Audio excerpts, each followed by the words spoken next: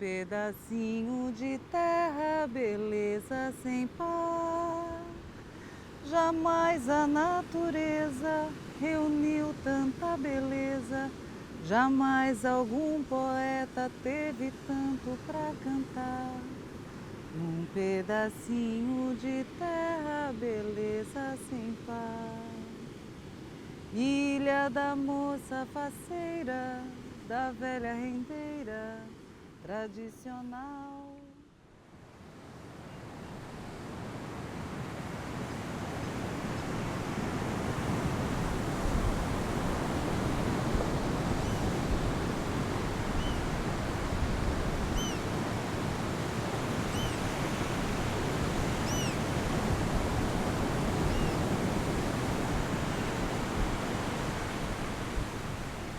Essa cidade era uma das mais lindas que o mundo já viu. O mundo já viu. Ela era um brinco, era toda bordada, era uma coisinha. Os navegantes estrangeiros babavam quando chegavam nessa cidade. Pô, Floripa era um lugar, assim, uma ilha mágica, paradisíaca, que tinha muita onda, muito lugar bonito. Quando eu comecei a vir para cá era muito barato para vir para comer, para se hospedar, porque geralmente você ficava na casa de vários amigos. A lagoa era a coisa mais linda do mundo. Olha, o Pântano do Sul era lindo, mas a ilha da terra faceira da velha rendeira era a Lagoa da Conceição mesmo. Quando eu entrei assim, que eu escutava o barulho do mar, mas eu ainda não tinha visto a praia, né? Mas quando tu entrava assim, que tu abria uma trilha, que tu via, uau, aquele mar, meu Deus, aquilo era muito forte. A primeira vez que eu cheguei aqui, o cara me convidou para ir até a casa dele. Na hora, na frente aqui do Deca, ele jogou uma tarrafa, a tarrafa veio cheia de camarão. Ele abriu uma cerveja, o camarão foi para a frigideira e a gente ficou comendo camarãozinho, pescado na hora. E ali eu falei, nossa, esse lugar aqui é um paraíso, né? Eu lembro uma noite em agosto de 90, andando lá na trilha que vai para a costa, sentindo, esse lugar é muito especial, muito lindo, né? Que não tem lugar assim. Eu lembro sentindo isso profundamente. E lances de peixe na praia, aqueles pescadores, né? Que a gente tinha muita tainha, era uma fartura de camarão. Comer junto, né? A mãe tinha um alguidar grande. Né? Ir para a casa da minha avó com um engenho, dormir no chão numa esteira, acordar com café com leite, com aipim cozido e batata.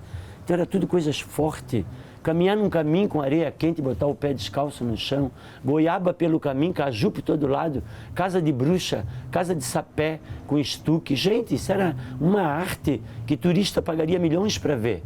Hoje eles acham que tem que fazer estrutura de concreto, hotel 5 estrelas. Isso é cafona, isso é uma coisa assim que ia acabar com a ilha. Nós íamos de pé, estrada de barro, saía aqui 8 horas da manhã, chegávamos meio-dia, a ver meia hora no lagoa. Nós entrava ali no fim do Morro das Pedras, daquelas pedras ali onde tem um hotel, pegava aquele pedaço ali, que se chamava o Mato de Dentro. Só tinha uma picadinha mesmo, hoje tem uma estrada, mas era só uma picadinha de gente a pé.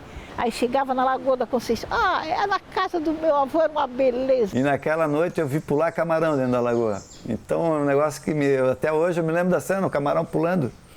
E não é fácil, porque onde tem muito camarão, tu acende uma luz, eles pulam, passa de canoa, ele cai dentro da canoa. Assiste isso e muita gente pensa que é mentira. São eles que nos alertam que esta é uma das cidades mais bonitas do mundo. É ali nos navegantes estrangeiros, eles andaram muito. Os livros são ótimos, né? Qualquer um que lê os livros vai ficar assim impressionados.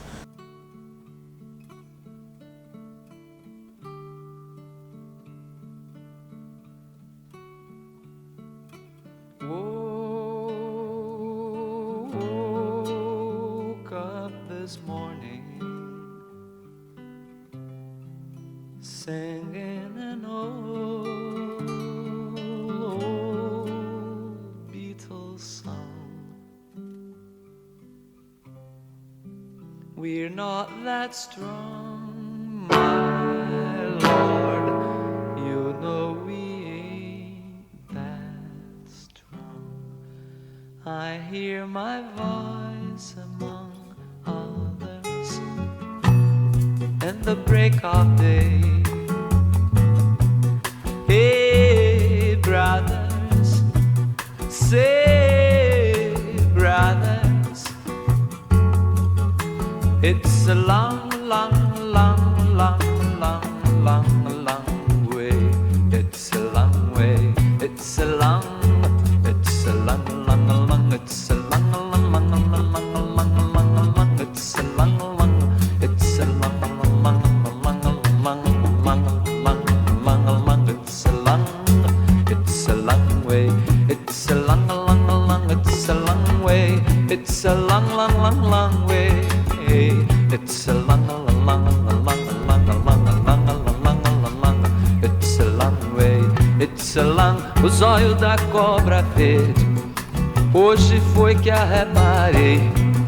Se a reparasse há mais tempo, não amava quem amei. It's a long way. It's a long. It's a long way. It's a long, long, long, long, long, long, long. It's a long way. It's a long way. It's a long. It's a long, long, long. It's a long, long, long, long, long, long, It's a long way. It's a long. Ah, renego de quem diz que o nosso amor se acabou. Ele agora está mais firme do que quando começou. Ah, renego de quem diz que o nosso amor se acabou. Ele agora está mais firme do que quando começou. It's a long road, it's a long road, it's a long and winding road. It's a long and winding road. It's a long and winding road. It's a long and winding road. It's a long and winding, long and winding, long and winding, long and winding road. It's a long road. It's a long road. It's a long. Mas os Guarani, quando vêm em nômades em busca da terra sem males, eles vêm atrás dessa terra sem males e encontram entre essas duas baías, né, a ilha e essas duas baías protegidas, o que alimentou populações por milhares de anos, infinito. Berbigão, ostra, marisco e outros tantos. Né, tem pequenas aldeias ainda, mas isso é uma população enorme e saudável. Né? Quando eles chegam, esses europeus, não era já uma floresta completamente fechada. Esses lugares onde eles formaram essas vilas, como Nossa Senhora do Desterro, São José, aqui na Enseada de Brito e outros, é porque já era chão de aldeia. As aldeias eram extremamente bem organizadas. Elas ficavam sempre localizadas entre duas águas.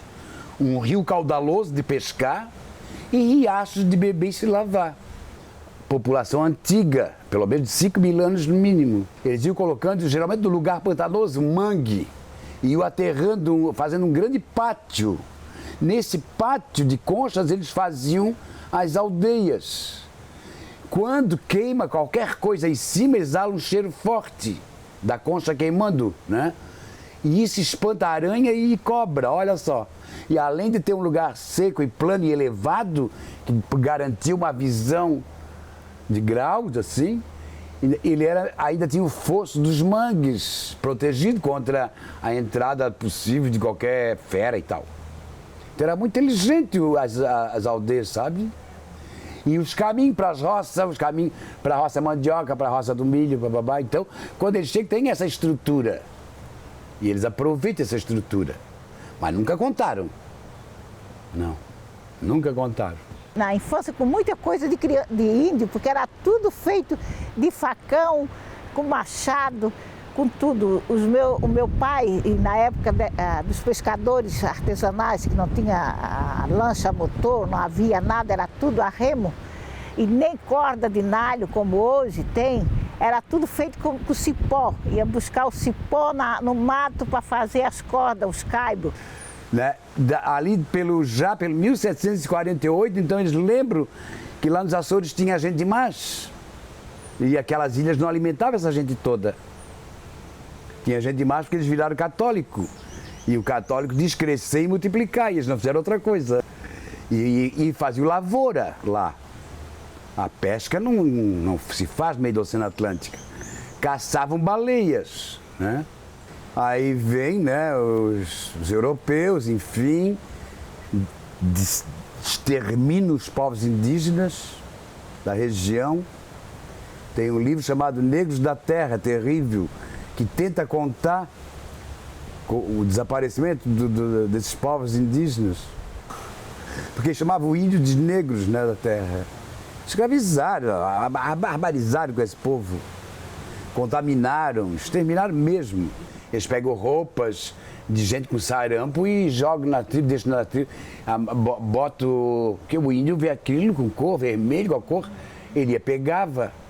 Aí o que fizeram contra o índio aí é brincadeira, é vergonhoso. E vão ocupar principalmente o litoral, e aqui são lavradores, mas a lavoura que eles conheciam aqui não deu. Eles sabiam plantar trigo e cevada. Aqui a terra era enraizada demais de floresta. Não dava para plantar trigo assim fácil. Eles se adaptaram aos moldes indígenas e vão cultivar aquilo que o índio já cultivava, que era principalmente a mandioca, milho, batata, essas coisas, o amendoim, coisa que o índio plantava. Essa ilha isolada e paradisíaca era cobiçadíssima pelos holandeses, franceses e os ingleses principalmente. E a ilha ganha 13 pontos de fogo, fortes, fortins, fortalezas. Era uma área bélica. Os açorianos que vieram para cá, além de fazer ocupação, povoar, eles vinham para sustentar esse exército.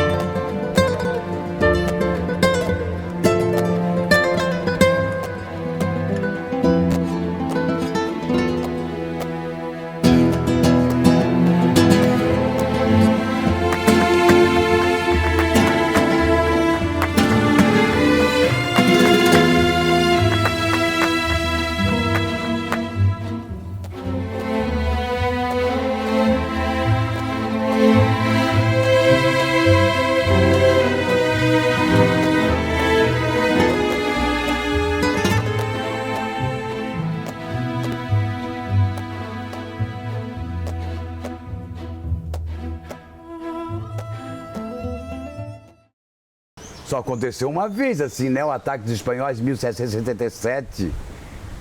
Que veio uma frota imensa de não sei quantas. Era 100 e poucas?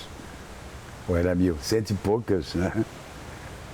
Caravela que ficaram lá no norte da ilha e morrendo de medo, porque as fortalezas, elas são, na verdade, um cenário.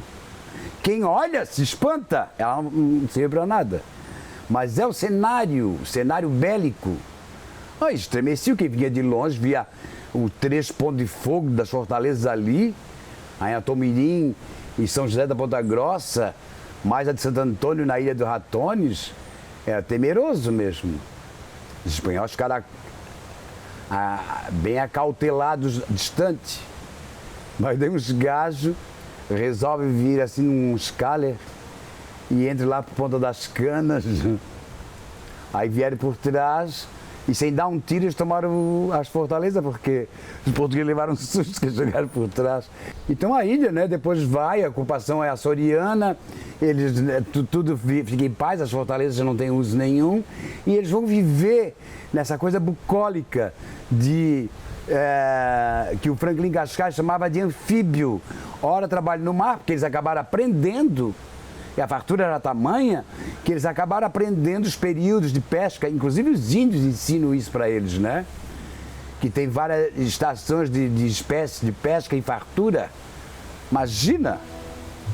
Era peixe demais.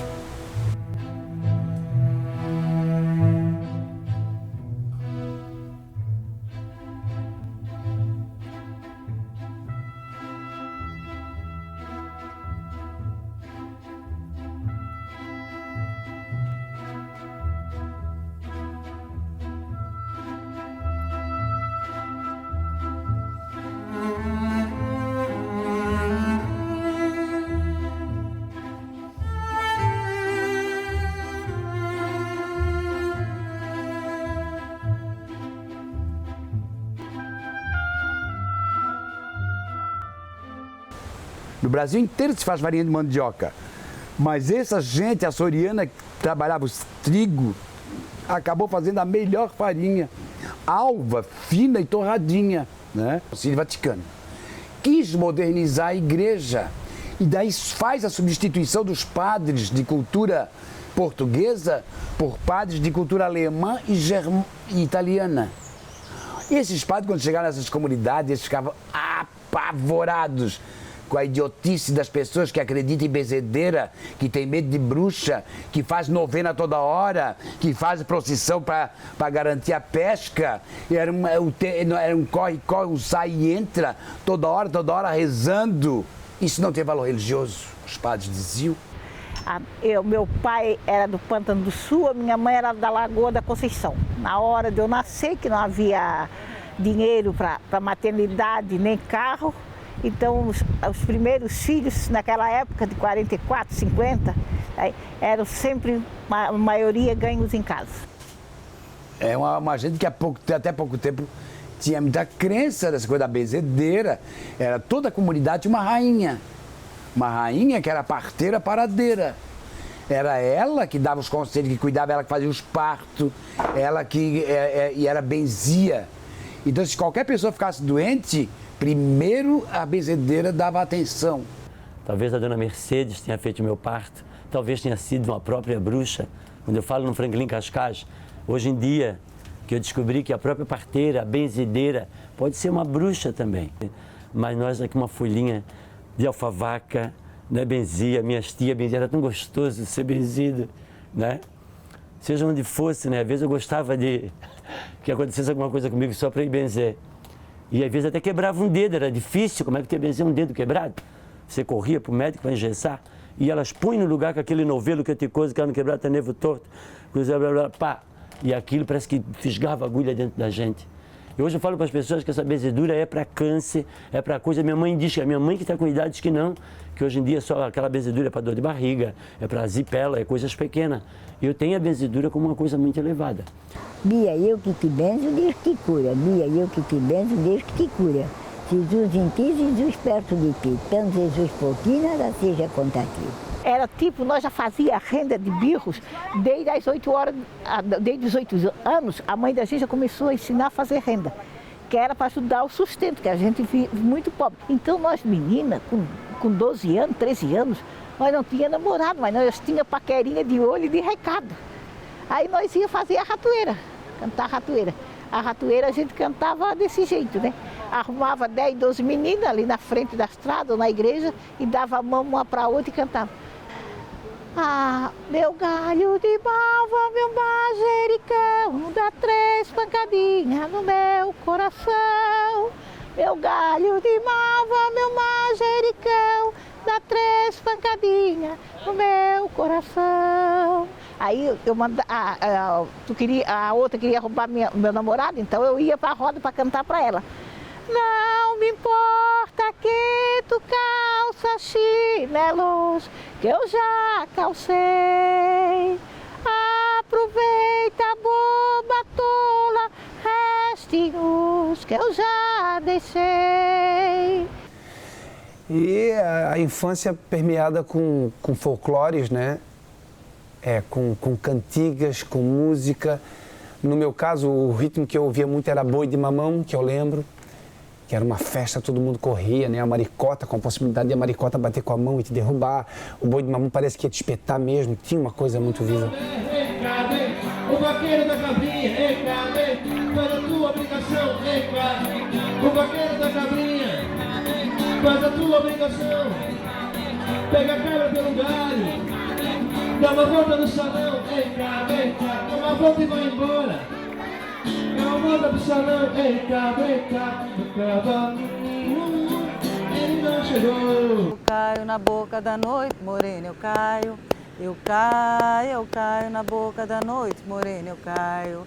A folha do limoeiro tem cheiro de limão. Morena, me dá um beijo que eu te dou meu coração. A folha do limoeiro tem cheiro de limão. Morena, me dá um beijo que eu te dou meu coração. Eu caio na boca da noite, morena, eu caio. eu caio na boca da noite morena, eu caio. Então, quando eu era criança, a minha mãe vendia roupa na costa da lagoa, né? E numa das vezes, eu, a minha mãe e o Gerry, chegamos na casa de uma mulher, ela abriu a janela lá na costa e falou assim: "Olha ali, o Gerry mais maroto do de negrida." Ela quis dizer, o Nelly, o Gerry mais o Moriel estão tão diferentes, né? Essas coisas que tu vai vendo que tem a... E é normal, e acontece, né? O cara ligou, aí aquela voz a cobrar, né? Após o sinal, diga seu nome. Isso é manezinho ligando. Ele ligando para a irmã dele, né? Quando ela diz, após o sinal, diga o seu nome, ele falou para a gravação: "Ah, bobinha, não tá reconhecendo a minha voz." Mané, eu acho que é uma expressão pejorativa para quem vem de fora. Chama os mané, vamos lá, vamos comprar os terrenos do mané lá, que a gente compra baratinho, eles são tansos mesmo, né? Assim, brincando carinhosamente. Mas quem vem de fora, quando chama de mané, chama diferente.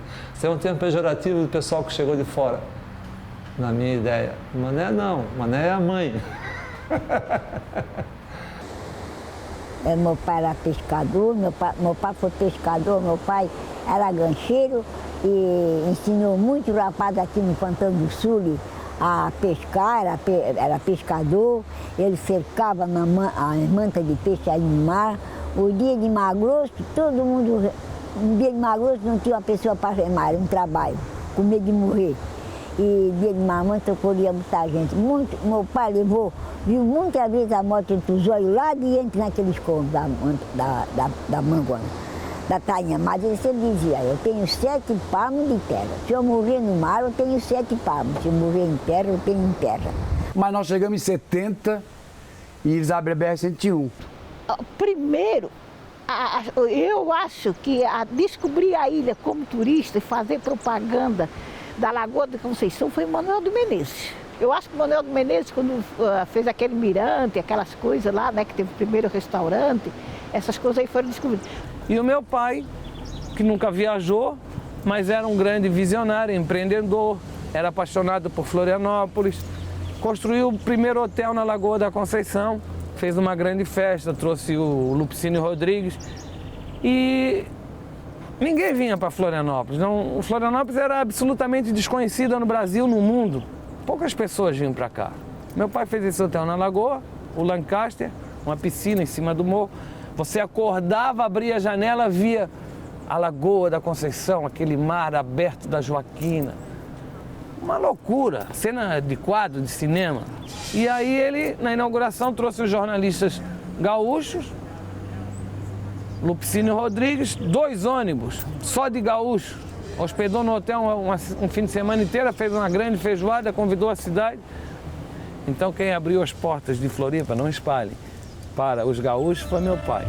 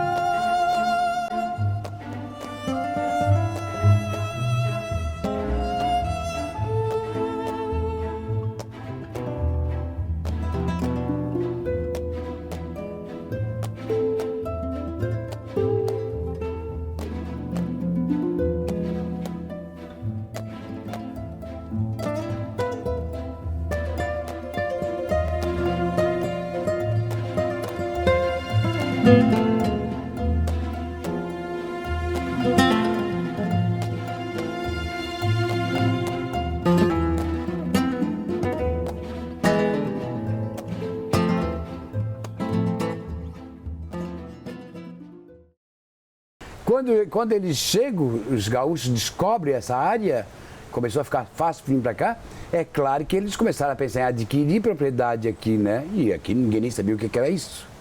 Então eu vou contar só uma história que eu vivi, tá? Lá na Barra da Lagoa. O homem chegou, que os gaúchos têm um poder aquisitivo, eles têm um nível de educação cultural muito na frente, né? Eles tiveram essa sorte Por causa do isolamento lá e tudo, eles acabavam lendo muito. A nossa gente não tinha escola, não sabia ler nem escrever. Nossa gente não tinha indústria, nada. Era só viver. Na verdade, estava aqui muito, era para manter o espaço assim ocupado. Não tinha nada, não oferecia-se nada. Escola, imagina.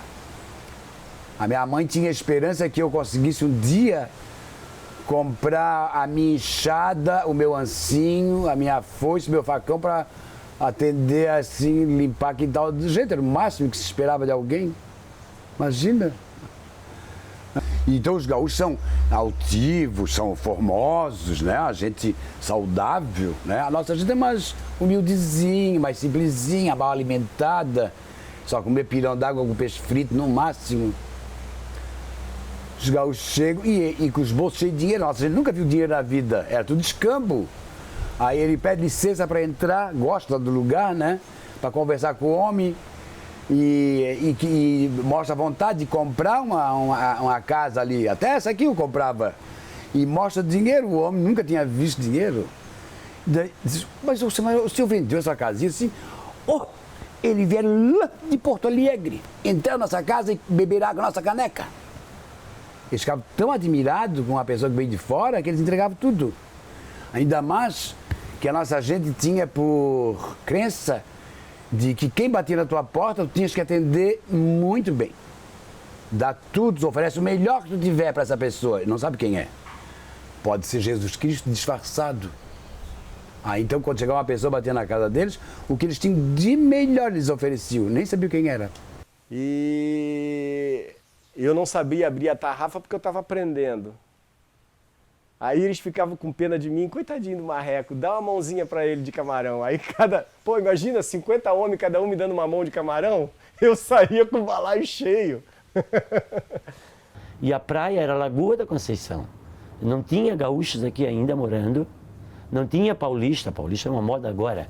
Paulista só vinha, era chique, era demais quando vinha um paulista para a Lagoa para comer o camarão, comer o peixe frito e andar com meu pai passeando. Então, foi uma época maravilhosa, meu contato com o turismo aqui, para mim, era a coisa mais linda, poder escutar uma voz paulista, a voz carioca, a voz do gaúcho. Aquilo para mim era de um luxo, ver as mulheradas falar poesia, aquela coisa, o S, e nós falava para cá, falava tudo errado. Aquilo era de um luxo para nós, mas aí nós recebemos turista com carinho, abrimos as portas e vendemos os terrenos, vendemos tudo. Eu falava para meu pai para não vender nada, o papai aguentava. Mas é que as pessoas vendiam por nada. Achava que era um Deus quem vinha de fora. Então aquele turista era endeusado. E às vezes ele nem pagava por um terreno, os primeiros turistas. Ele já era abençoado e ele era o rei da comunidade.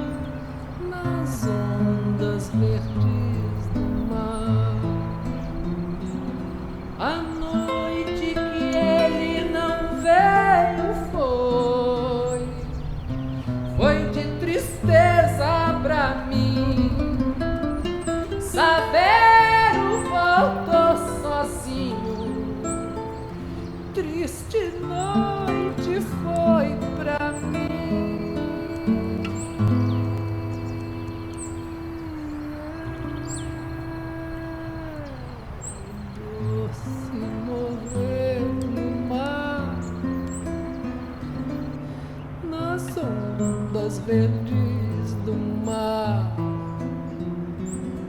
É doce morrer no mar, nas ondas verdes do mar.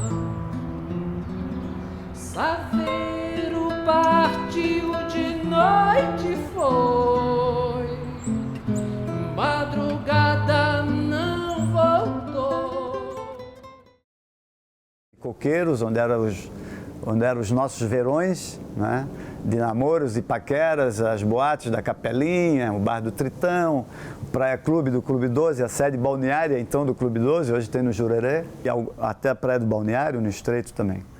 Não existia Joaquina, Jurerê, Praia Brava, nem a Lagoa as pessoas costumavam ir. Não tinha acesso, não tinha movimento, não tinha infraestrutura nenhuma, então era a Praia da Saudade em Coqueiros. Ali era a minha casa e minha prainha de veraneio era Palmeirinha.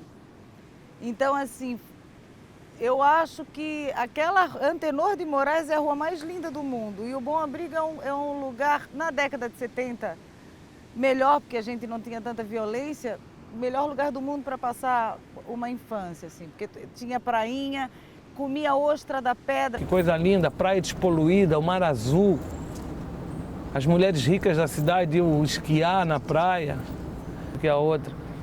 E aí começava a sonzeira, seresta, depois do Bar da Pedra, tomando caipirinha, fumando maconha, fumando charuto, beijando as bocas, andando de motocicleta. Tudo acontecia na praia de Itaguaçu. Era toda noite um acampamento ali. E depois, no trevo de Itaguaçu, surgiu a Boate Capelinha, que era onde todo mundo ia dançar. Eu acho que na época também, na década de 70, havia uma praça chamada Quiosque que estabeleceu realmente a praça para os grandes shows aqui que pintavam na época. Grandes em termos, não tinha muita gente, mas para nós eram grandes porque eram nomes nacionais que chegavam aqui, como os Mutantes, que vieram no TAC, estouraram, fizeram uma grande festa, quebraram tudo praticamente, foi um salseiro, como chamamos.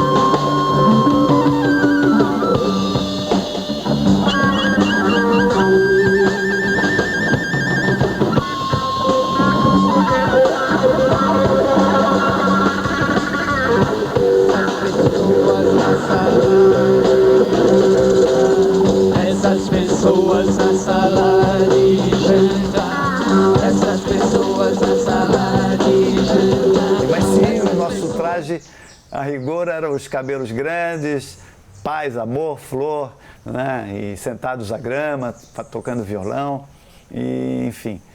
Foi uma oportunidade onde a Floripa ficou sendo conhecida com a pracinha da Esquadrilha da Fumaça, porque ali havia caído um avião da esquadrilha. E aí se estabeleceu também o nome de quiosque, porque havia um quiosque no meio. Enfim, ficou a pracinha do quiosque, onde várias pessoas de várias famílias frequentavam, várias turmas frequentavam ali o quiosque. O quiosque não era uma turma só, eram várias turmas que vinham ali nos sábados, domingos, à noite, depois de colégio, era paquera até uma certa hora, depois à noite se transformava em show, em som, enfim. Foi um belo território estabelecido aqui na ilha por aquela geração.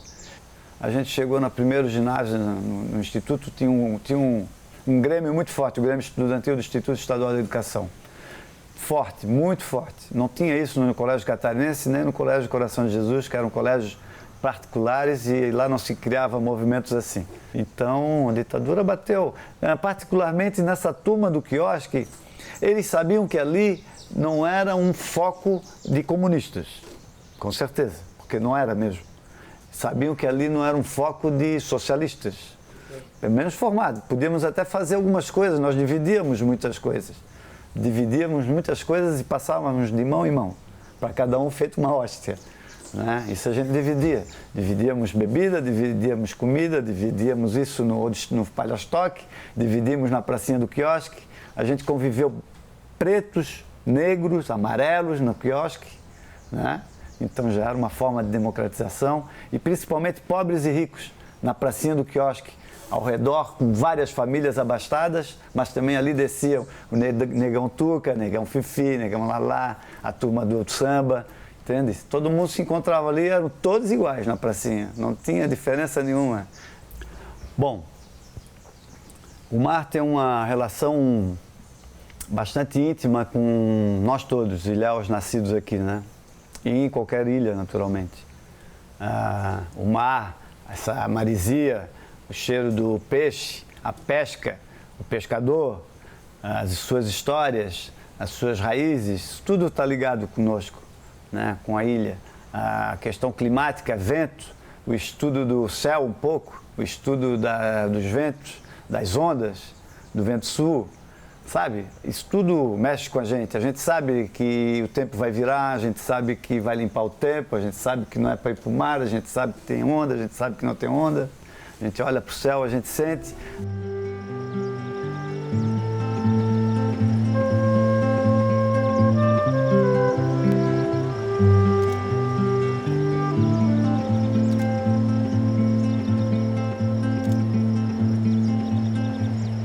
Aquele preto, tão preto, com aquela barba branca, tão preta, e aquele olhar tão meigo de quem espera ganhar um sorriso incolor. Eu lembro bem os casarões da Ercílio Luz, ai meu Deus do céu, saía aquela turma, happy hour do Miramar, enchia os cornos de vinho, Martini, Campari, e depois de hoje nós vamos ver só os balcões de ferro, hoje nós vamos ver só as aberturas, então eu saía pelas madrugadas, curtindo a arquitetura da cidade, né? Os portais. Eram várias personalidades assim, né? A gente teve sorte de ter convivido com esses monstros sagrados, né? Viquete, Rodrigo Diário, Martim Afonso, Assis, Bete Stodic, Luiz Paulo Peixoto. Tem outros que já desapareceram do cenário, até da memória. Então saía aquele bando, curtindo a cidade ao luar. Ai, era inesquecível. E aqui foi tudo pro chão, não sobrou nada, né? E aqui a gente não tinha, assim, equipamento fotográfico, você era um cara profissional, porque ninguém andava com uma grande retrato, era, imagina, inacessível, né? Então a gente desenhava, um homem desenhou toda a cidade, Aldo Nunes e Aldo Beck. O Aldo Nunes também tem um panorama da cidade inteirinha, tentando fazer, assim, um registro, né? Foi uma época muito legal. Imbatível. Nada hoje de tudo que é lindo, que eles estão botando como deslumbrante, se compara àquela cidade dos anos 70. As poucas e boas coisas que nós tínhamos por aqui. Nada.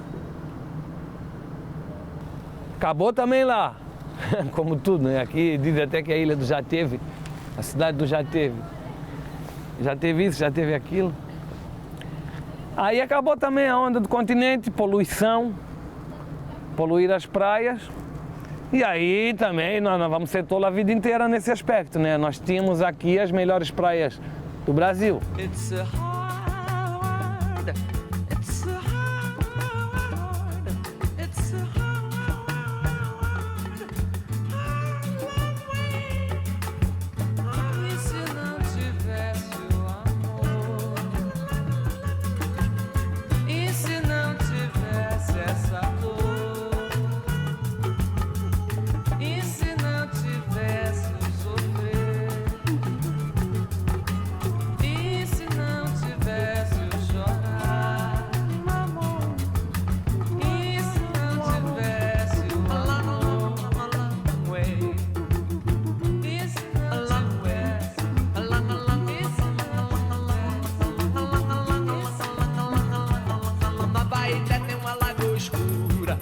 Arrodeada de areia branca, no Abaeté tem uma lagoa escura.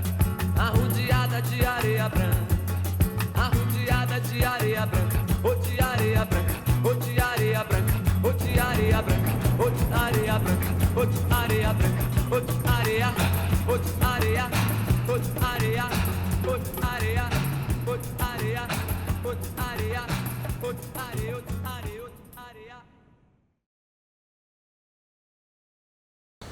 Com a BR-101 houve o acesso, né?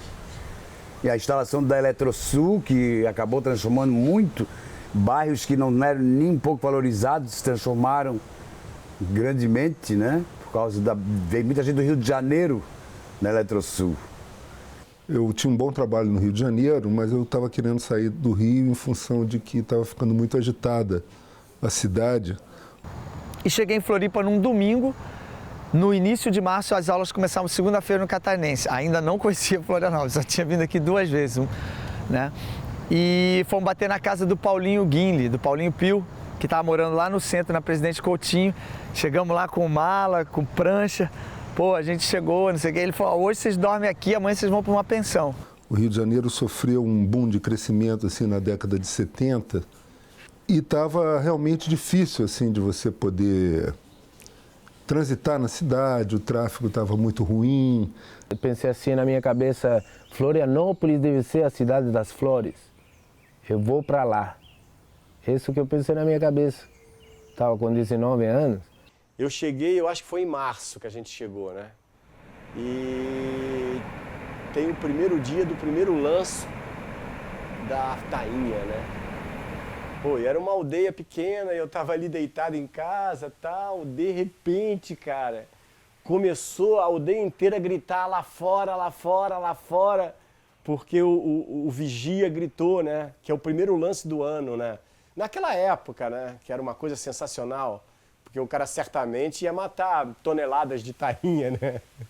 Então, o vigia grita assim, lá fora! Aí, assim, naquela época não tinha telefone na Barra, né? Mas a notícia chegava rapidinho aqui na Fortaleza. Porra, são 4 quilômetros, não dá mais ou menos, da Fortaleza até a praia? Uns 4 quilômetros, né? E a notícia chegava em uma questão de segundos, porque o vigia estava lá na ponta da prainha, lá na curva do morro lá fora. E ele abanava uma camisa e gritava, lá fora! Aí ia um gritando pro outro, no final a aldeia inteira gritava lá fora e todo mundo saía correndo para a praia. Todo mundo é todo mundo mesmo. Pai, mãe, filho. Eu acho que só não corria uma criança de 2 anos porque não conseguia. Porque a partir de 6, 7 anos de idade corria todo mundo para a praia. Era legal, cara. Era bacana mesmo.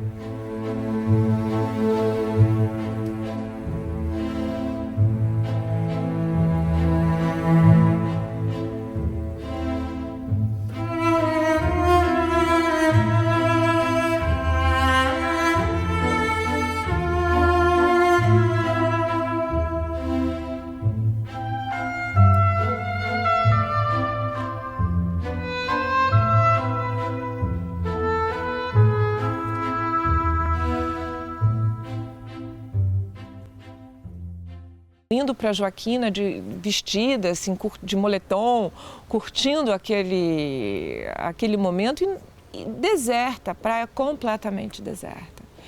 A gente ia também para Mole. Mole, então, não tinha ninguém mesmo, mas ninguém mesmo.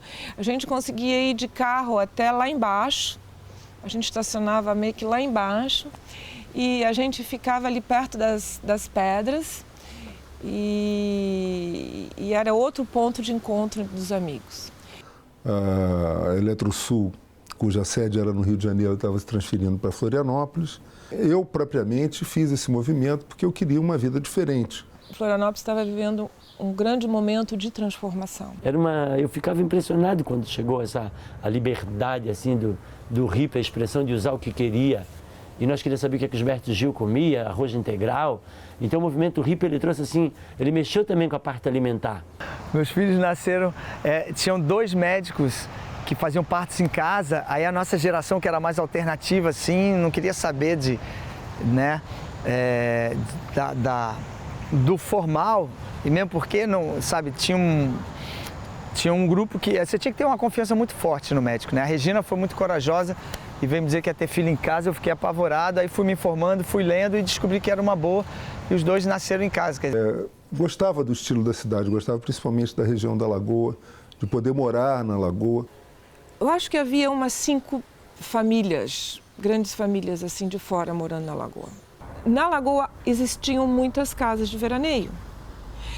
Eram casas de madeira e eram casas simples, bastante desprovidas de conforto mesmo. O Neno surfista, assim, surfista meio de fim de semana, que já estava armando e tinha um terreno para vender perto da Joaquina. A gente foi olhar, o Beco do Surfista não tinha nem o campo de futebol, a baliza, a demarcação, tinha uma área assim que futuramente se tornou o campo.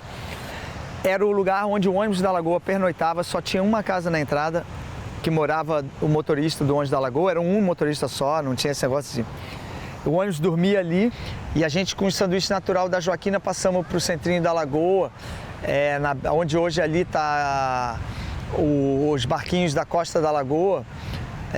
Ali a gente montou o Saboricô, era um ponte, assim, era só suco, sanduíche natural até meia-noite. Aí meia-noite virava bar, né? E a galera chegava pra night e tal. Teve uma época, um dia que o Luiz Melodia veio dar um show na cidade, passou a noite ali com a gente. E, pô, era bem assim, uma coisa bucólica, assim, aquele cantinho dos barcos, não tinha muito movimento. E isso durou 2 verões. Aqui era a locomoção, se você não tivesse carro ou uma motocicleta, não tinha estrada direita, era tudo areia. Ou você tinha que ter um Fusca Baja, uma Brasília para caminhar para Praia Mole, para Barra. Aí daqui a pouco todo mundo, os amigos de outras cidades queriam vir para cá nos feriados, queriam vir para tua casa. Era um tal da gente botar amigo para fora de casa assim no verão, porque senão você ficava uma hospedaria permanente. Eu tinha muitos amigos em comum que vinham da Europa, dos Estados Unidos, de qualquer lugar do planeta que chegava aqui em Florianópolis, ficava abobado com o lugar, como é muito bonito e as pessoas recebiam a gente muito bem. Né? Aí Floripa começou a ter festas em casa e a gente entrou nesse mercado. Fazer festas onde você, com 2, 3 dias de telefonema, juntava 500 pessoas, não tinha segurança, não tinha bilheteria, as pessoas chegavam ali em casa e tinha um bar. Então, o resultado da festa era a fatura do bar, bombava. E no Boulevard ali, toda terça-noite tinha um show das Aranha. Então, pô, juntava uma galera assim naquela área que agora está toda já construída, né? Onde tem os bares ali em frente ao posto. Tocava chorinho, adorava, ficava o dia todo tocando cavaco, né? E o Das Aranha nasce num cenário de músicas e bandas cover. Tava todo mundo tocando cover na época, né? Por quê? Porque o cenário dos anos 70, o rock and roll foi fantástico nos anos 70, o rock and roll dominou a cena do mundo. E junto com a gente já tinha Irie, já veio junto Tijuqueira.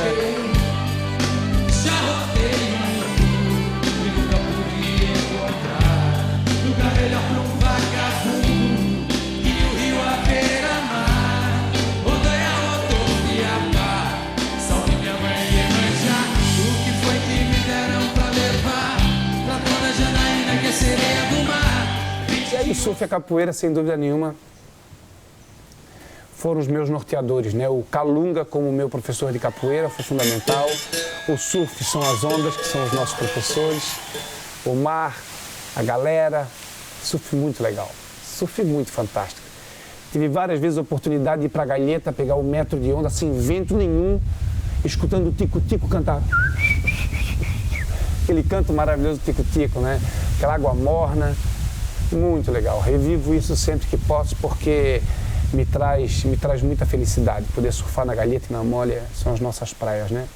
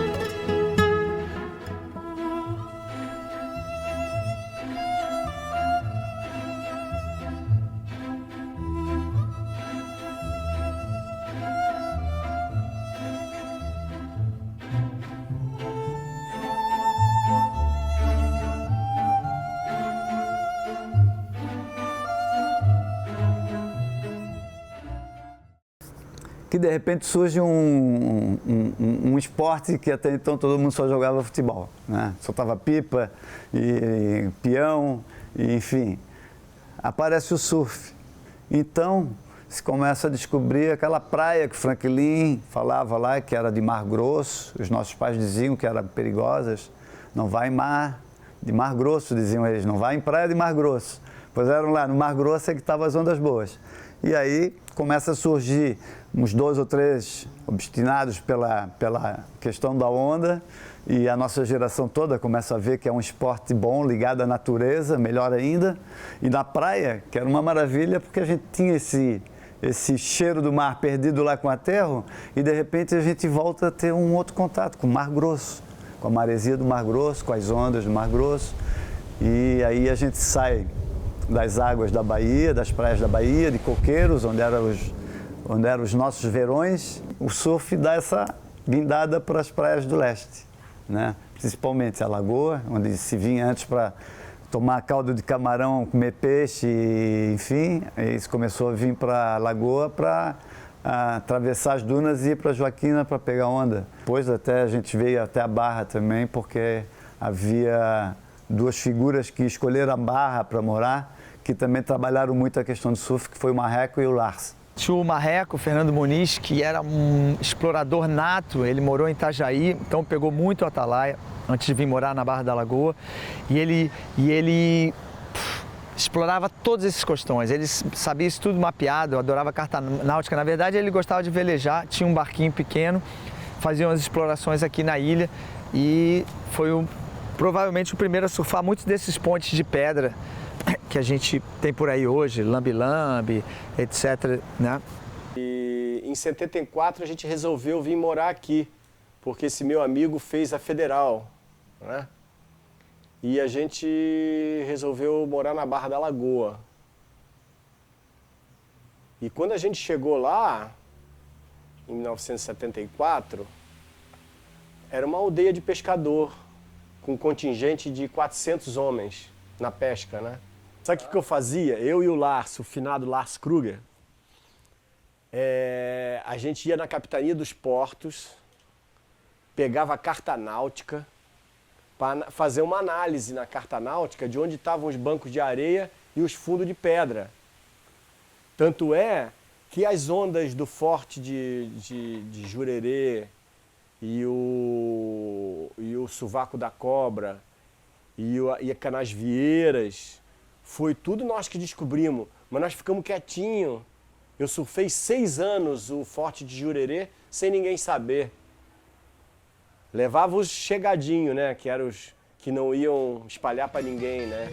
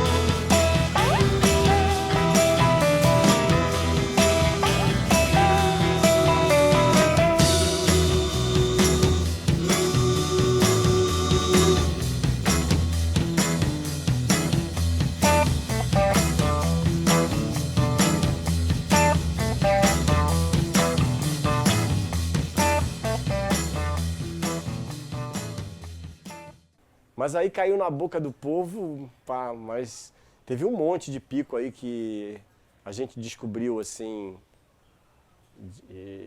por carta náutica, que nem, por exemplo, aquele pico que você já deve ter ouvido falar, o lambi-lambi. Fui eu que descobri, fui eu que botei o nome dele de lambi-lambi. Outro dia eu passei lá, né? Aí eu vi uma loja de surf grandona, assim, escrita assim, lambi-lambi. Eu digo, porra, esse cara não sabe nem como que a loja dele, por que a loja dele se chama lambi-lambi. Ele não sabe, né? Os paulistas iam direto para Imbituba. A gente começou a ouvir lendas de uma onda perfeita, de uma onda grande que existia em Imbituba, e a gente começou a vir para cá. Em Imbituba era maravilhoso, tinha a Praia da Vila e a Praia do Porto, eram muito próximas, e a gente começou a vir e fez uma cultura assim.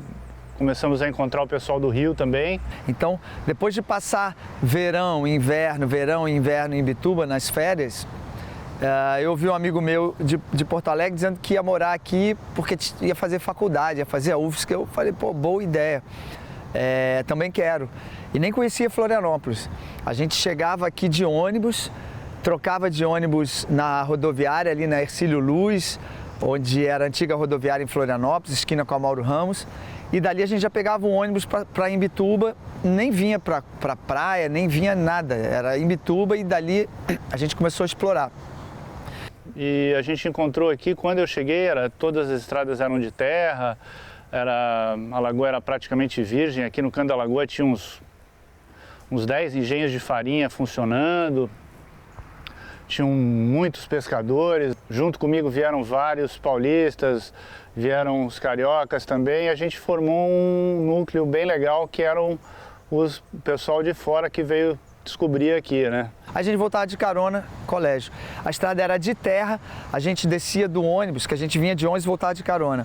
No final das Rendeiras, e dava um trote, dava uma corrida das Rendeiras até a Joaca, quando a gente vinha cedo, né? O QG era assim, Nordeste na Praia Mole, Vento Sul Nordeste na Joaquina, Vento Sul na Barra da Lagoa. A Praia Mole a gente ignorava, passava direto. Só que aí foi chegando nos anos 80, foi aumentando o número de surfistas, a gente começou a procurar outras opções e nós vínhamos surfar na Praia Mole de manhã, mas a praia era na Joaquina. Então você vinha aqui, surfava antes do Nordeste entrar, e aí 10h30, 11 horas, já ia para Joaquina e passava o resto do dia na Joaquina, jogando futebol, surfando, entrava no Nordeste, mas lá não continuava bom. Só tinha um ônibus que ia para o centro às 11 da manhã e voltava às 5 da tarde. E o morro aqui era todo de barro, né? Então, se chovesse muito, babava o ônibus. Só dava para chegar na lagoa de barco. O nome do motorista era Seu Aristeu. Essa é histórica. E o motorista resolvia tudo. Conhecia tudo, todas as famílias, levava recado, trazia recado, encomenda. Era legal. Telefone não tinha. Depois que apareceu o primeiro orelhão na Barra, era uma aldeia, né? Uma mini cidadezinha. Primeiro surfista, não. Primeiro surfista era um cara que vinha para ser trabalhador, era o querido da comunidade. E então o primeiro surfista era uma coisa muito linda, que a gente não acreditava que aquele cara corria na prancha. Então marreco, foi muito bom. E já não ouvindo o mar, e não estava nem aí. Foi uma das primeiras, na primeira semana que a gente chegou e alugou a casa, né? Eu e o Lars. Daqui a pouco ele chegou alucinado em casa, pá, tá perfeito, tubular, alucinante. Porra, e eu em casa. Depois eu peguei o macete, né? Toda vez que eu parava de ouvir o barulho do mar, mesmo no meio da noite, eu sabia que entrou vento sul, que estava liso, que as condições eram boas e tal. Eu peguei 8 anos sem o mole. Era igual a guarda, literalmente. Pô, aquilo é que era um dia feliz. Porque quebrava o dia inteiro. Pô, quando a maré vazava, ficava um tubo quadrado, cara, em cima assim do banco de areia, perfeito, cara. Oh, isso é que eram os dias felizes. O impacto foi devastador pro surf, porque aquela onda de sonhos que existia acabou, né? cortou a onda ao meio, porque o mole ficou no meio da croa, né? Ou então a Joaquina, né? Joaquina era legal também, que era uma badalação, gata. Pá, ali era a playboyzada toda. A gente começou a trabalhar com festa e com jornalismo, eu e o Cacau Menezes, e houve a ideia de se fazer uma festa na Joaquina. E a festa essa traduzia o surf e o rock and roll. E na época tinha os brotinhos que a gente chamava também, e até a partir daí a gente começou a fazer um jornal chamado Rock Surf Brotos. E aí se fez o primeiro festival de surf da Joaquina, já com os primeiros, digamos assim, haules chegando aqui, né, na ilha, em busca já das ondas, já vinha atrás de Imbituba. Então muita gente do Rio vinha para Imbituba, mas dava uma entrada em Floripa e muitos não saíram, ficaram aqui. Que foi o caso do Marreco, do Pedroca, e essas figuras, inclusive, que nos ajudaram a formatar o primeiro festival de surf da Joaquina. Assim, quando eu cheguei aqui, eu já vim com uma bagagem de surf nas costas, né? Pô, eu tinha 21 ou 22 anos e já surfava desde 15. Inclusive, eu julguei o primeiro campeonato que teve aqui na ilha, né? Que foi o Rock Surf Brotos, em 1976, na Joaquina. Eu fiz o primeiro campeonato de surf na Joaquina, Rock Surf Brotos, como lhes disse. Fantástico, 3 dias de som à noite, rock e surf de dia e rock à noite.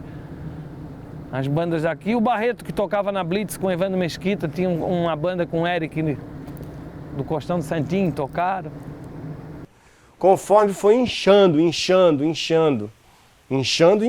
né? Aí que começou assim, no final agora, antes de eu ir morar na montanha, eu só surfava na Praia Mole, na Galheta e na Barra. Na Joaquina, porra, já faz muito tempo que eu não surfo na Joaquina. Porque os locais lá são agressivos, né?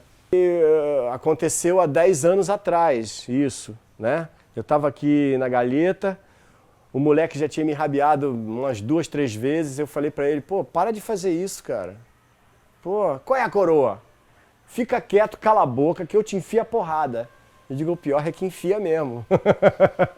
Então, aí foi aí que acabou, né?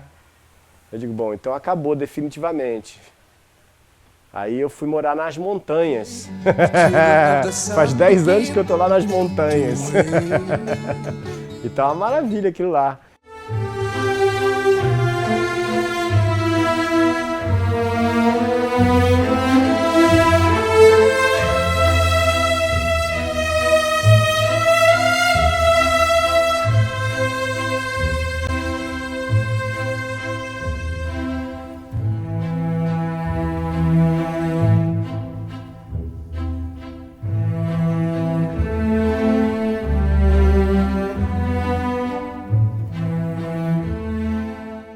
A gente só ouvia falar muito vagamente de alguém que teve no Rio de Janeiro que contava que viu um show de música assim assada. É mesmo, existe isso. Em 1974, nós fizemos uma coisa aqui em Palhoça chamada Palhostock. Coisa do Jacó, do Baldsserinho, do Edgar, em Palhoça, não vai dar nada. Cara, deu tudo. Se bobear foi melhor do que o do estoque. Crazy People e tal. Nós não estávamos botando muita fé nesse festival aqui em Floripa. Fizeram uma versão mané do Woodstock. Também vivi intensamente esse momento. O festival foi feito por uns amigos, Edgar, Baldsserinho e o Jacó. Veio conjuntos do Rio Grande do Sul. A Chave de Curitiba, os Almôndegas de Porto Alegre, Cleito Cledi. Nós aqui tínhamos 2 ou 3 assim, Caetão Ciplinha. Estádio do Guarani, estádio Renato Silveira, no centro de Palhoça. Foi incrível. Grande festival, choveu, a galera transava na chuva, se molhava na lama. Sei que lá a propaganda não teve, mas os conjuntos diziam para rir parada, né? Porque é a época do Power and Flower, flor e amor e flor. Poder do amor.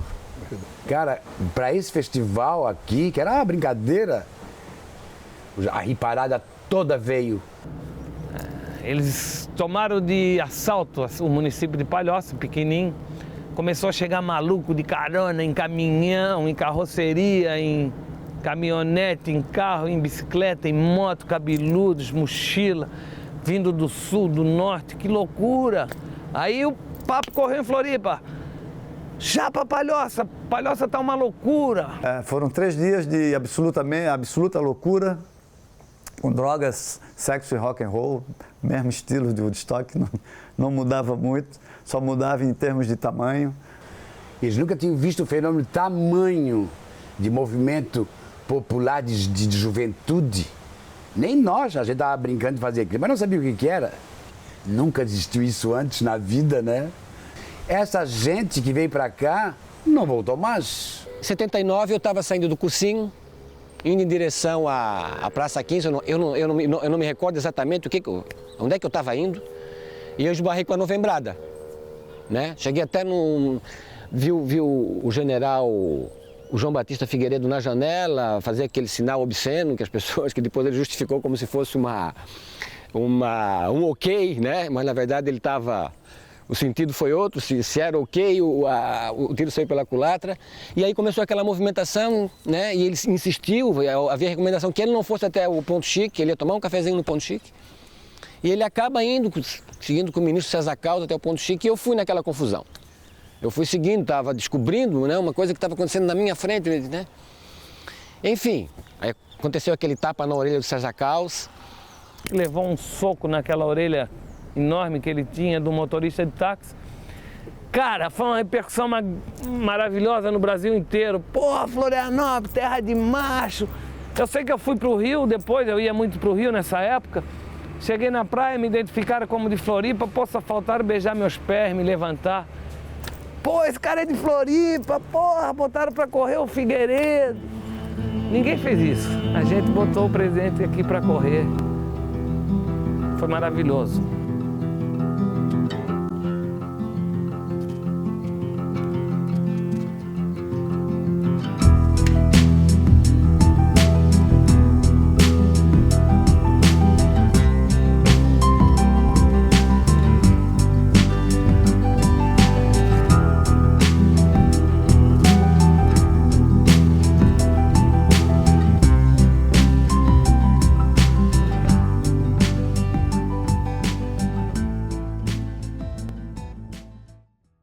Meu pai saía de casa com músico, com trombone, com não sei o quê, e as minhas irmãs iam porque elas já eram moças e eu não podia ir. Puta merda! Aí, de certa forma, o Beto Todico contava o que acontecia. Daí, assim, ó, apareceu o seu Zininho com a Neide, com não sei quem, não sei o que. Ah, aí eu já vi o que aconteceu. Então, assim, o Beto Todico foi essa figura. Ele era muito inteligente demais, assim. E ele contava com muito bom humor, com sarcasmo, quando era para sacanear, sacaneava assim com uma delicadeza, com coisa de gente inteligente, né? E aí Franklin aparece nesse momento também com outra figura muito importante também, que eu acho que foi o que polemizou, né? Foi o jornalista Beto Todic. Num momento importante também dessa década de 70, todo mundo vindo, quebrando grilhões, etc e tal, e Beatles, Rolling Stones, e toda essa magia que envolvia aquela década de 70, de rock and roll e de literatura também, voltada para o interior e a busca do interior, aquele negócio todo. Beto Todic também nos indica alguns caminhos, porque aí ele já está também vendo lá na frente que Floripa está tendo um crescimento meio desordenado. Era um cara descolado, era um cara que estava muito à frente da sua época, tanto que se tu pegar a leitura dele hoje, qualquer coluna, qualquer jornal, se tu pegar o livro da Fernanda Lago e da Bea Porto, tu vai ver que o que ele escrevia ali, bicho, é o que está acontecendo hoje. Então, assim, ó, Beto Todic foi o grande cara. Nessa mesma época que o Beto tinha esse estúdio A2. Ali apareceram o Valdir Agostinho, apareceu a Valda, o Max Moura e outros tantos artistas da época, além da velha guarda, digamos assim, que foi o Martinho de Aro. Foi a primeira vez que eu vi uma obra do Martinho de Aro, pai do Rodrigo, né, numa galeria. Na verdade, ali foi, acho que, a primeira galeria de arte que teve em Florianópolis.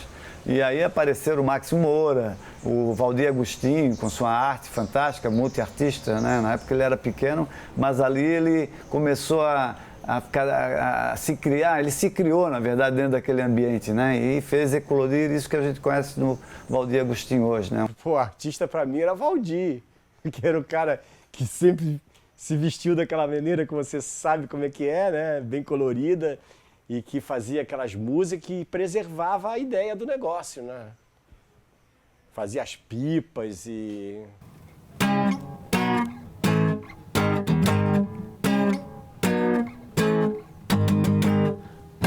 Eu quero você na minha sereia, manezinha. E Valdir Agostinho, então, aos 14 anos, foi para a cidade, para uma galeria de arte. E junto com o Beto Stodic, conviveu com grandes expressões nessa A2, que era a galeria. Expressões artísticas, tanto daqui como de fora. Escritores e tal. E aí surge essa figura que eu acho que computo como uma das mais importantes nesse momento de Florianópolis. Além dos artistas plásticos e literatos e tal, mas essa figura eu acho que foi importante para Florianópolis, que é o mestre Franklin Cascais, que foi uma das primeiras pessoas simples a chegar no círculo universitário e daí estabelecer alguns critérios e a descobrir que a ilha não era só a universidade. Tinha outra universidade em Floripa, que eram os pescadores, eram as comunidades mais simples, eram a nossa natureza, eram as coisas que tinham aqui, eram os nossos sambaquis, eram os índios, era o nosso folclore, era o nosso manezinho, eram nossas bruxas, entre aspas, não é? As comunidades do interior, as benzedeiras, o trato da homeopatia, o trato da cura pela benzedura. Me envolvi muito com o Franklin Cascais, né? Para tentar aprender arte, e porque todo mundo dizia que aquilo não valia nada, e eu não entendia, eu achava que aquilo valia muito. Bom, a gente é bem bestuntinho, talvez a gente não soubesse certo, mas era tão interessante a coisa do Franklin Cascais, e eu era um grande desenhador. E ele criticava para baixo meus desenhos. É muito crítico. Ah, não, teu desenho tem perspectiva. Eu não teria coragem de mostrar, eu já tinha prêmio nacional de desenho. Eu ganhei vários prêmios. E quando eu entrei em contato com Cascais, eu praticamente não tive mais, não dizer mais nada. Perdeu. Daí eu fui salvar ele. Porque ele é que era importante. Para mostrar o Franklin Cascais lá no Estúdio A2. Primeira vez que eles fazem uma exposição que não era só exposição por exposição, não era exposição comercial. Aí quando a gente estava organizando os desenhos, tinha o nome desse desenho. As bruxas roubam a baleeira de um pescador na Barra da Lagoa. Assim, era um parágrafo, não era um título. Tá? Só aconteceu a exposição e tal. Então ali foi a primeira brecha que a elite teve que engolir. O apoio do Beto Stodic e do Luiz Paulo Peixoto, mostrando para a cidade um artista que era rejeitado por outros artistas e pela academia também. Foi a primeira vez que a Universidade Federal de Santa Catarina foi literalmente invadida pela comunidade para ver o tal do presépio. Eram multidões que iam para ver o estranho. A coisa mais estranha que já aconteceu, né? Todo vegetal para chamar a atenção para a fragilidade da natureza da ilha. Era esse o nosso objetivo. Mostra, olha como é frágil a natureza da ilha, né? Que nós temos que cuidar muito dela, tem que ter muito cuidado, aquele discurso ecológico que a gente nem sabia que era ecológico. Nasceu, né, o slogan da tal da Ilha da Magia. Foi muito por causa dessa literatura que é dessa herança que os açorianos trouxeram. São histórias que já eram contadas desde a Idade Média e aqui elas foram recontadas, recriadas e sobreviveram aqui através dessa literatura oral e o Cascais registra e dá esse slogan todo. Engraçado, porque quando a gente está falando muito de Cascais, que era muito atuante, ele arranjou brigas homéricas nessa ilha por causa de desastre. Tem gente abastada que usou um veneno numa área de manguezal, queimou manguezal, ele se incomodava. Mas ele registrou coisas demais dos índios, né? Registrou a herança que os açorianos pegaram, porque a nossa herança cultural, ela é de base açoriana. Ela tem uma contribuição riquíssima dos africanos, negros, né? E dos índios. Então, dos índios, ele vai aproveitar muito o encantamento das palavras indígenas, mas os elementais, principalmente o boitatá, que é o Cascais, que fala demais de boitatá. Escreve muito, anota muitas histórias de boitatá. Até que a homenagem a ele, feita por Laércio Luiz, lá no laguinho da universidade, é um boitatá. Me boi, cobra, tatá, fogo. Os índios falam de uma cobra de fogo, né? Me boi, tatá. Os portugueses não entendiam a língua, virou boi, tatá. E dentro da minha casa eu convivia com Neide Maria Rosa, convivia com Luiz Henrique Rosa, convivia com Adolfo Zigueli e com uma turma assim que produzia a cultura mesmo e que se hoje a gente está fazendo alguma coisa legal foi porque eles construíram, eles deixaram esse legado para a gente. A Neide era uma pessoa, a Neide é uma pessoa muito presente na minha vida, uma pessoa da família mesmo, né? E a minha referência musical de dentro da minha casa. Mas como eu falei, para mim aquilo era uma coisa comum, então eu não via ela como uma diferente, como uma artista, não destacava ela do contexto da minha casa. Então, assim, era uma pessoa da minha vida mesmo, como se fosse uma mãezona, uma tia, sei lá, e ela chegava, eu já ia pro colo. E aí, música, só rolava papo de música. E ela com aquele vozeirão, né, bicho? Porque, pelo amor de Deus, que voz que aquela mulher tinha, bicho. Morro, tu és esquecido quase o ano inteiro. Morro, se não fosse o carnaval de fevereiro. Morro, onde o sambista leva a sério o compromisso de pela escola desfilar e trazer para a glória da... Que a Neide gravou e que daí é a música que levou o nome do disco, né? Que é Eu Sou Assim, que é um samba muito legal do Seu Zininho. É assim... Deixa minha angústia de esperar por quem eu não devo esperar. Basta essa cruel melancolia que aumenta minha agonia. Que me importa que falem de mim? Eu não vou deixar de ser assim. Ninguém vai poder mudar meu eu. Ele é tudo que eu tenho de meu. Eu não vou deixar de ser assim. Meu viver só interessa a mim. Ah, que bonitinho! Não é?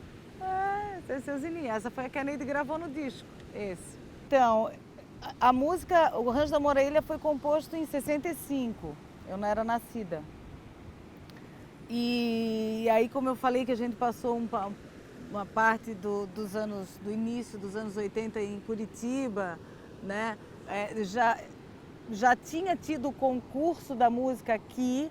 Eu acho que o concurso da música, não sei que ano que foi, não sei se foi antes de eu nascer o concurso, porque na verdade o Rancho da Moreira não é uma música, ele não foi escrito para ser o hino de Florianópolis, né? Ele foi composto por um concurso de música que a prefeitura promoveu na época. O concurso de música chamava Uma Canção para Florianópolis. E vários compositores da cidade escreveram suas músicas e tal, inclusive o pai. O pai escreveu no último minuto do último dia, que ele não queria, e os amigos insistiram. E aí aquela coisa de Florianópolis, né? Aí ligaram para o cara da fundação lá, que estava com as inscrições. Ô, já fechou? Já fechou! Não, aguenta um pouquinho aí que o Zininho tá levando a dele. Ah, então tá, pra ele não demorar. Aquela coisa de Florianópolis, já era pra não ir, né? Os outros entregaram tudo querido no tempo. O seu Zininho teve que entregar atrasado, lógico. Aí, então ganhou esse concurso, o Rancho do Amor à Ilha. E aí o pai foi trabalhar em Curitiba, fomos para Curitiba. E em 72 ou 74 eu acho. Quando a gente voltou de Curitiba, o Rancho da Morelha já estava bombando, assim. Era a música da cidade mesmo, mas era a música da cidade, porque o povo tinha elegido o Rancho da Morelha e cantava no carnaval e tocava na rádio, tocava, sabe, vinhetinha de programa de rádio, assim. Então já bombou. E aí em 74, o Caruso, que era o vereador do Ribeirão da Ilha, Valdemar da Silva Filho, Caruso, querido, eu lembro tão bem dele. Ele era vereador na época, então ele entrou com um projeto de lei oficializando o Rancho do Amor à Ilha e hino de Florianópolis, já que a cidade já tinha feito isso, né? E aí foi aprovado por unanimidade. A partir disso, o Rancho do Amor à Ilha se transformou em hino da cidade.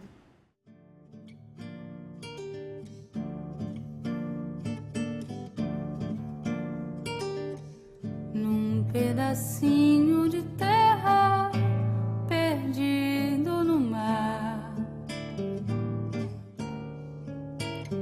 num pedacinho de terra, beleza sem par.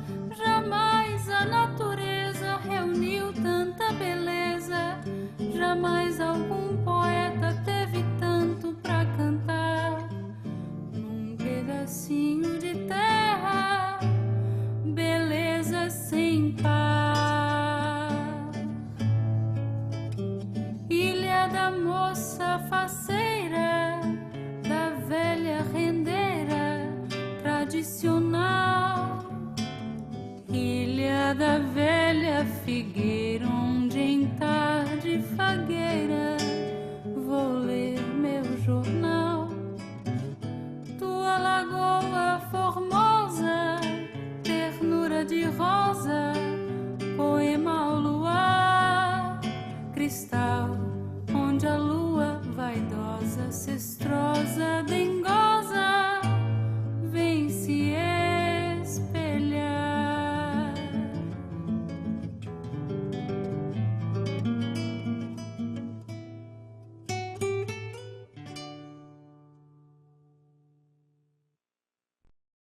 Além do cenário geográfico, a cidade em si, como arquitetura, um show.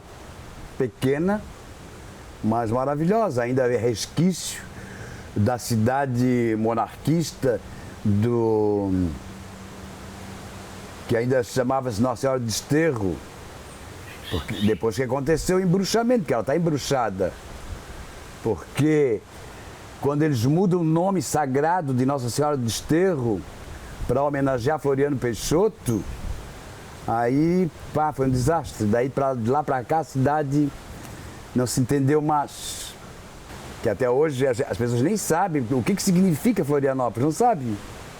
Muita gente pensa que é a cidade das flores. Né? Na verdade é homenageando Floriano Peixoto, por causa daquela história toda em Anhatomirim. Franklin Cachaça rejeitava, só chamava de Ilha de Santa Catarina. Aí veio o grande pecado, o grande erro. Berro por seu erro, pelo aterro, berro por desterro. Berro por seu berro, pelo desterro. Berro por seu berro, pelo seu erro. Caetano Veloso escreveu: berro pelo aterro, pelo desterro, berro por seu erro. Caetano Veloso fez uma música que a gente achou que era para nós, porque tinha essa coisa de berro pelo aterro, por desterro. O nosso nome era Desterro antes de ser Florianópolis. O aterro era nosso. Foi um erro fantástico, porque roubamos o mar. É que nem aterrar Veneza, aterrar os canais de Amsterdã. Inadmissível, né? Eles fizeram um aterro com a draga que consumiu mais da metade da floresta da ilha, transformada em carvão para sustentar a draga para fazer o aterro. O maior desastre ecológico que ninguém nem pode, não calcula. Não calcula, porque essa ilha era paradisíaca. E com a chegada do aterro, chegou alguns problemas. Primeiro, o corte abrupto, né, da fachada da cidade, que era a nossa cidade antiga, com o mar. Aquilo já foi uma coisa que muita gente sentiu, muita gente falou, mas na época, uma época que a gente convivia ainda nos auspícios da ditadura e não adiantava muita gente falar. Foram lá e derrubaram o Miramar, foram lá e fizeram o aterro, foram lá e fizeram a ponte, não importava outros projetos, outras ideias. Quando o Gilberto Gil veio fazer um show aqui da turnê nacional do Luar, ele tinha acabado de namorar a Flora, que hoje é a mulher dele. A Flora é muito nova, bonita, veio com ele. Eu marquei uma entrevista com o Gil, nós fizemos essa entrevista dentro de uma lancha, a lancha do Nelson Sirotsky, embaixo das pontes. Eram duas pontes, a Estilo Luz e a outra. E aí o Gil, mostrei eles construindo a rodoviária, o aterro, o Gil deu um pau, como é que pode isso e ninguém diz nada e tal. O aterro da Bahia Sul, onde eles enterraram a mais bela das cidades. A mais bela das cidades. E aí, o Caetano vinha muito para cá, o Caetano e o Gil gostavam muito de Floripa. O Gil disse nessa entrevista que a cidade que ele mais gostava do sul do Brasil era Florianópolis. O Caetano tinha um amigo aqui chamado Rômulo Coutinho de Azevedo, que era o nosso guru, um cara muito inteligente, parecido com John Lennon, professor universitário, médico acupunturista. E o Rômulo dava aplicações de agulha no Caetano e na mulher dele, na Dedé.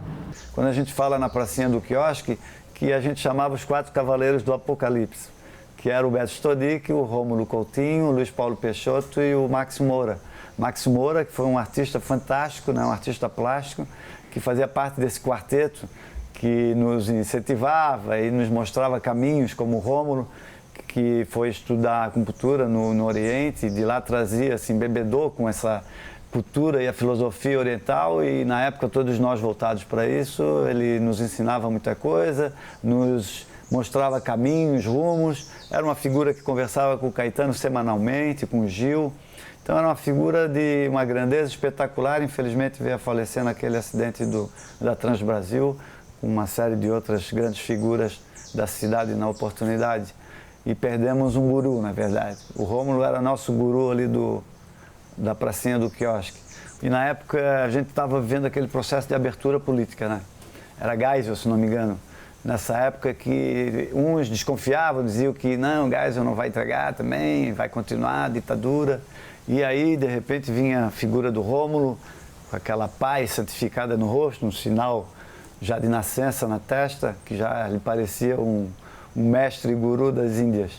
E aí ele dizia, o Geisel é aquela abertura devagarzinho e lenta, mas ele vai abrir, ele vai entregar.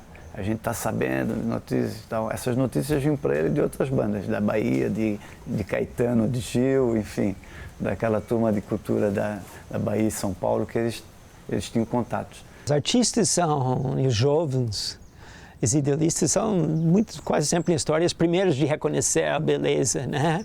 E os valores, o do bem, né? Então, pessoas como Rodrigo e outros poetas, Pedro, pessoas que moram aqui, devem conversar com ele. Sim, quando eu cheguei aqui tinha Rio Apa, né? Que fez teatro aqui, né? Então, sim, realmente quando eu cheguei acho que talvez foi o fim dessa época mais artística. Muitos artistas realmente já abandonaram. Começaram a abandonar a Lagoa no começo dos anos 90, se mudaram para a Serra ou voltaram para as cidades, porque a Lagoa ficou uma cidade como qualquer. Conhece o poeta que voltou para a Lagoa dos Patos, né? Queria uma vida mais tranquila e Lagoa não oferecia mais isto.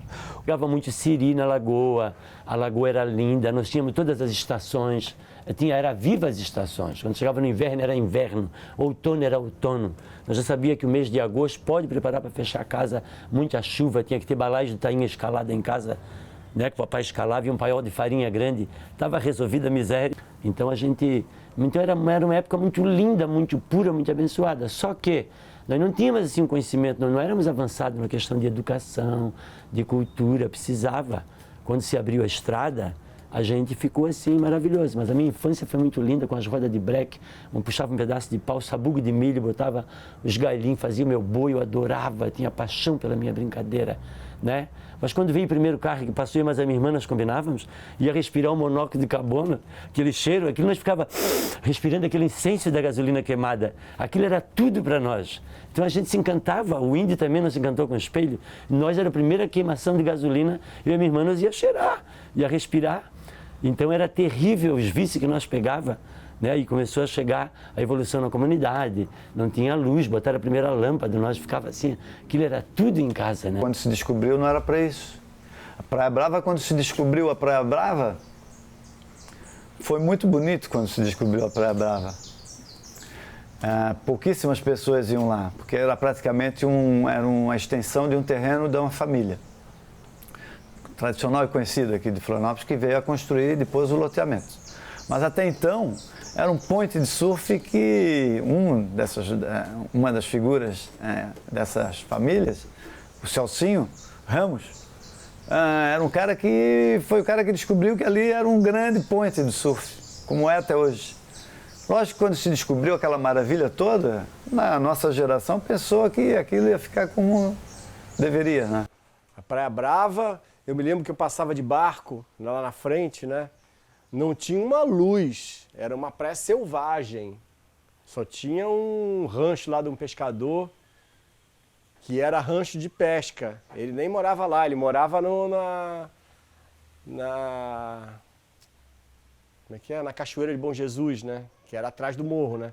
Aí tu tinha que parar o carro, mochila, prancha, sair lá do outro lado pelo morro, numa trilha, não tinha estrada, nada. Aí tu surfava o dia inteiro lá, que nem na Lagoinha do Leste. Porque a Lagoinha do Leste é preservada, né? Não pode fazer nada lá, né? Então, a Praia Brava também era igual, igualito, igualito, igualito. Aí liberaram a Praia Brava. Acabou-se. De repente acabam com a praia, com os córregos que tem na praia, com os riachos, com os rios, com o jacaré, com as corujas, acabam com o surf e depois acaba até com banho de mar, porque até vai poluindo, que é o caso da Praia Brava. Hoje, uma situação geográfica totalmente atípica, né? Tu não tem como fortalecer a ida de água para lá, nem como tirar a água de lá, ou esgoto no caso, porque ela é cercada por morros. Então é um negócio complicado. São coisas assim que não se pensa na época, né? Que se faz, ou se pensa, mas só se pensa com cifrão. Lagoa, assim, o progresso desorganizado acaba com tudo, né? Aquela lagoa era tão rica em camarão, mas camarão, cada pedacinho, lá vem a dona Hilda, cada pedacinho da praia, dentro da praia, tinha um tandalzinho, que era 4 estacas e uns pedacinhos de madeira para tu botar o teu balaio, a tua pomboca de noite e tarrafiar camarão na noite, porque o camarão vinha na luz, até aqui também se pesca lula assim. Então, lá da casa do meu avô só via tarrafa, tchá, tchá, na lagoa, com aquela camarinha do verão. Aquilo eles passavam com balaio, era de balaio, o camarão era carregado de balaio. A siri era tanto, a minha avó secava o siri e socava para a galinha, porque não tinha como comer tudo. Os camarão era seco, como seco hoje no Nordeste, secava-se no telhado. E o que a gente lamenta é também o crescimento desordenado, né? A construção civil, se derruba uma árvore para construir um prédio, várias árvores. A cidade sente falta de parques, os moradores tradicionais, os que nasceram aqui, estão sendo expulsos da cidade, estão indo morar no continente, em Rancho Queimado, em Santa Amaro, no bairro Ipiranga. Porque a construtora compra o quarteirão inteiro, o cara tem aquela casinha, eles vão derrubar e não tem choro nem vela, tem que sair, tchau. Eles pensam que a história, eu disse que nós moramos no transatlântico, ancorado, que é a ilha cercada de água por todos os lados, então tu vive no transatlântico, né? O transatlântico, se botar peso demais e começar a fazer furo no casco, o que é que ele vai? Pro fundo. Vamos botar aqui a Sata, que tem um navio aqui encalhado há 58 anos. O nome do navio é Guarará. Eu me lembro da noite que ele encalhou. Eram às 9 horas da noite. Aí todo mundo, quando viu aquela Sata, se chamava Sata na época, ela vinha atravessada. Aí todo mundo, tá encalhando uma Sata, tá encalhando. Correu todo mundo para a praia para socorrer eles. Por quê? Porque o casco rachou. Essa ilha é muito espiritual também. Vocês precisam have appreciation for this place because it is absolutely beautiful and very special. Many people need to know this that live there because a lot of people around the world would love to do anything to be living there. Florianópolis é uma cidade que tem tudo para ser a melhor cidade do mundo, realmente. Mas falta um detalhe que é imprescindível, que é a inteligência.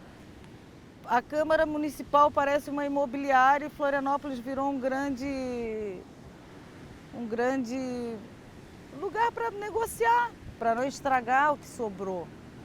Olha isso aqui, ó. Olha isso aqui, ó. Se deixar, bicho, se a gente não ficar enchendo o saco, 50 anos, menos de 50 anos, tem prédio de 12 andares aqui na beira dessa praia. E é verdade. Essa semana eu fui um evento aqui no SIC, apresentação da Camerata.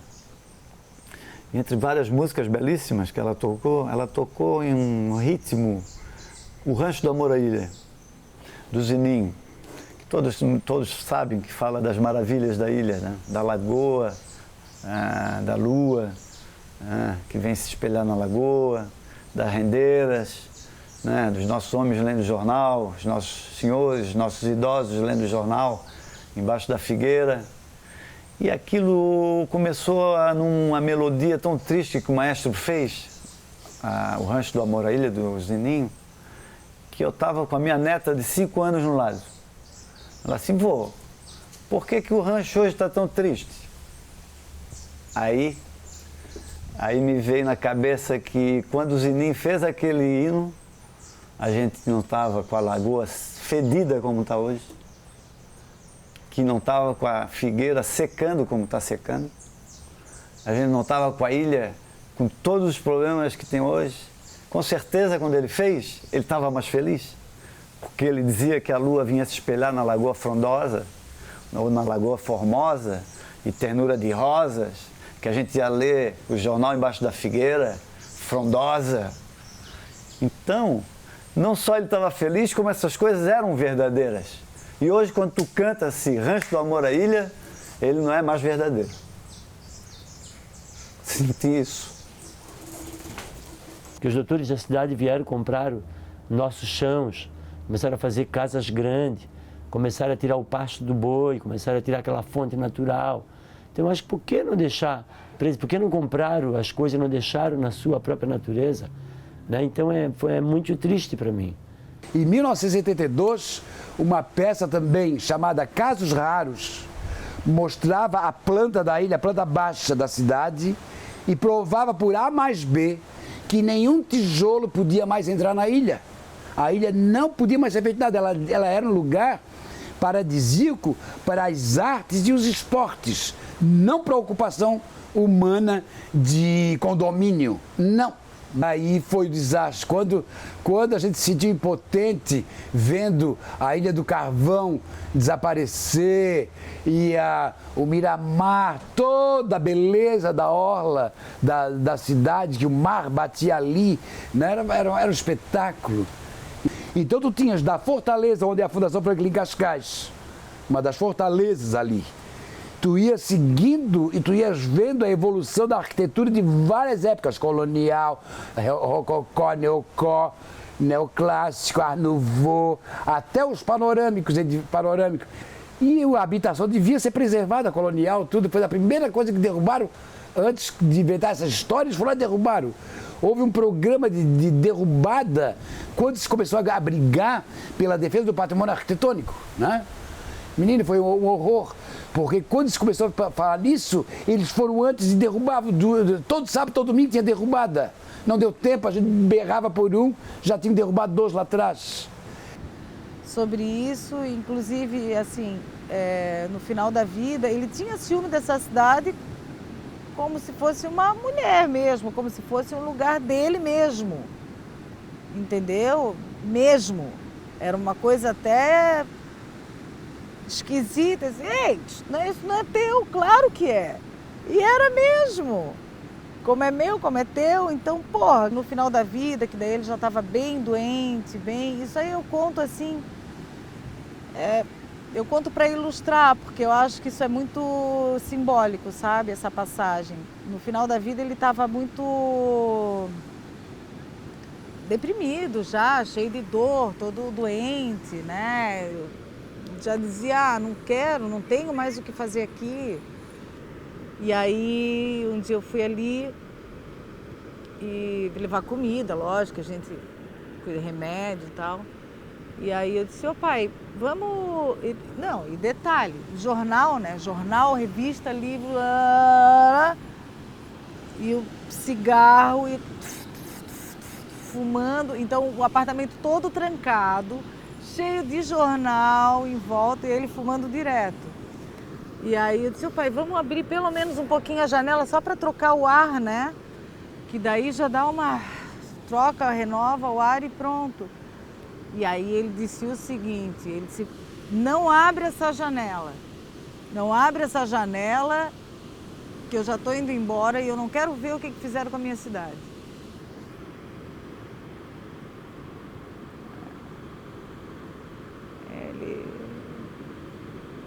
Era esse o sentimento que ele tinha, ele se sentia ultrajado, ele se sentia violentado mesmo, como somos.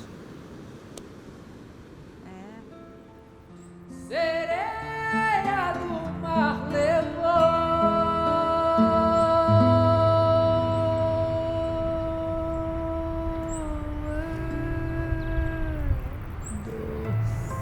morrer no mar,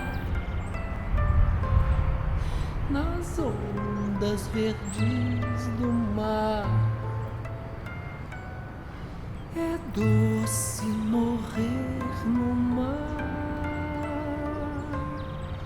nas ondas verdes do mar, nas ondas verdes do mar, meu bem.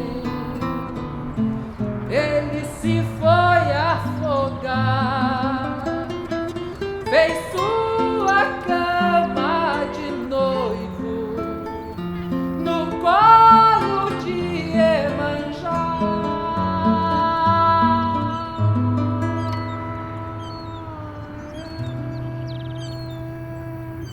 Por se morrer no mar, nas ondas verdes do mar. É doce morrer no mar.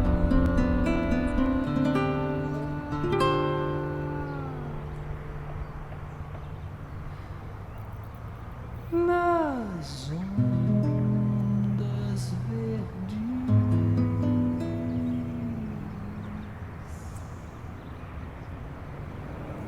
do